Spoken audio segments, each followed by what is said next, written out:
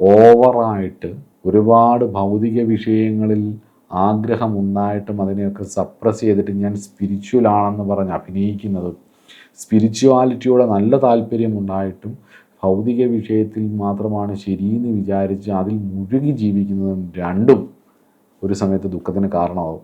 ഈ ജന്മത്തിൽ ഇത് രണ്ടും ഒരുമിച്ച് കൊണ്ടുപോകാൻ പഠിക്കുമ്പോഴാണ് വാസ്തവത്തിൽ ജീവിതം പൂർണ്ണമാകുന്നത്. ഒരുപാട് ഋഷിമാർ, ഒരുപാട് ആചാര്യന്മാർ ഗൃഹസ്ഥരായിരുന്നു എന്നുള്ളത് പുരാണങ്ങളും ഇതിഹാസങ്ങളും വേദങ്ങളും തന്ത്രമൊക്കെ പഠിച്ച് നമുക്ക് മനസ്സിലാവും. നമ്മൾ ആരാധിക്കുന്ന ദേവതകൾ പോലും ഗാർഹസ്ഥ്യം ഉള്ളവരായിരുന്നു എന്നുള്ളത്. വിഷ്ണുവാണെങ്കിലും മഹാദേവനാണെങ്കിലും ശ്രീകൃഷ്ണ പരമാത്മാവാണെങ്കിലും ശ്രീരാമചന്ദ്രനാണെങ്കിലും ഭഗവതിയാണെങ്കിലും ഗണപതി ഭഗവാനാണെങ്കിലും ലക്ഷ്മി വിനായകമൊക്കെ നോക്കിയാൽ ഭൂവിനായകൻ, ലക്ഷ്മി വിനായകൻ, ഉച്ഛിഷ്ട ഗണപതിയൊക്കെ നോക്കിയാൽ നമുക്ക് മനസ്സിലാവും. അതിൻ്റെ ധ്യാനം വായിച്ചു നോക്കിയാൽ ശാസ്താവാണെങ്കിലും പുഷ്കലേങ്കലയൊക്കെ ആയിട്ട് വള്ളി ദേവസേന സമേതനായിരിക്കുന്ന സുബ്രഹ്മണ്യ സ്വാമി എല്ലാവരും ഗൃഹസ്ഥരാണ്. അപ്പോൾ ഗാർഹസ്ഥ്യം ഉണ്ട് എന്നുള്ളത് കൊണ്ട് ഒരാൾ സ്പിരിച്വൽ അല്ലാതെ ആവുന്നില്ല എന്നുള്ളതിനൊരു തെളിവും കൂടിയാണ്.